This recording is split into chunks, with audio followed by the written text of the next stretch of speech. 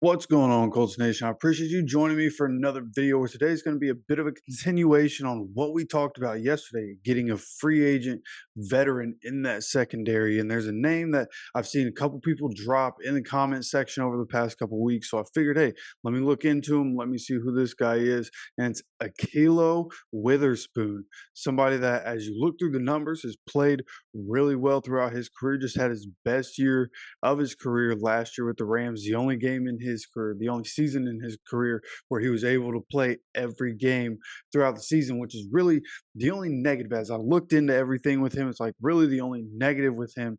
You're not going to get a steady game after game. You don't know if he's going to be there game after game, right? You look with San Francisco, where he played in 12, 14, 10, and 11 games throughout his career, and he wasn't a starter. None of those seasons was he a starter in every game that he played in. And then you go to Pittsburgh, where he spent a couple years in Pittsburgh, and he only played 9 games the first year with Pittsburgh, and only played 4 games the second year. But then when you go to the Rams, he ends up in a better role in that defense.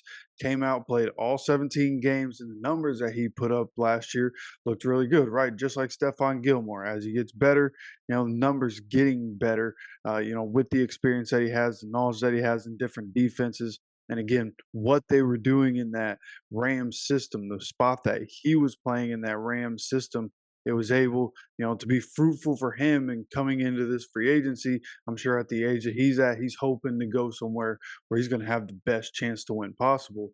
But in the same token, this is a guy that is probably not going to be getting, big time cornerback money, but again, gonna be looking to get as much as he can. So it really comes down to what is Chris Ballard willing to do? What's Witherspoon looking to get in free agency? Because I think this is somebody that would be a good addition for the Colts, right? Look at every year of his career. The only year he doesn't have an interception was 2018 with San Francisco. This is a guy that's getting his hands on the ball on a consistent basis, right? And this last year had 3 interceptions, which is the most of any year in his career. He also had 14 passes defended, which is the best of his career up to this point. And then when you add on to that, he had 52 tackles, which is by far the most tackles that he's had in a season, 3 tackles for loss, which is the most that he's ever had in a single season. So being able to do a little bit of everything and being able to play in different positions in the defense, I think somebody with that versatility and somebody with his skill sets would be a good addition to the Colts, right? And there were people that were mentioning how Witherspoon makes sense because it's kind of like he's what Chris Ballard drafts at that position, right? This is a guy that's 6'2" and a half, 198 pounds, at least when he was coming out of college, 198 pounds, 33-inch arm. And then when you look at some of his other measurables from the combine that he participated in, which this was 6 years ago, I believe, 6, 7 years ago. It was 40-yard dash was 4.45. His 20-yard split was 2.57. Vertical jump, 40 and a half. His pro day, his vertical jump was 38, but that was the only physical measurable that he had done at the pro day.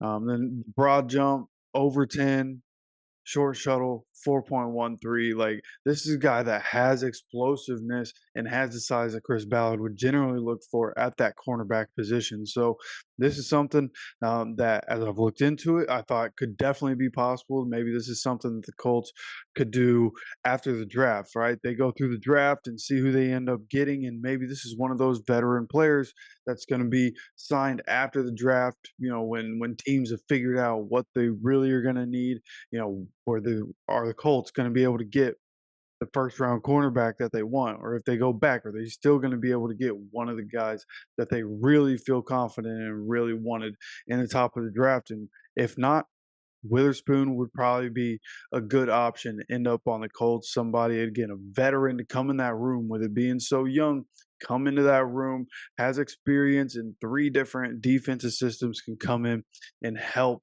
kind of mold them into what Gus Bradley is looking for as that veteran in the room. So we'll see if that ends up happening. You let me know your thoughts on this down in the comment section. And of course, don't forget to subscribe with notifications on so you get notified when any other videos like this come out. And of course, I appreciate you stopping by for another video. As always, take care of yourself, take care of each other, and go Colts.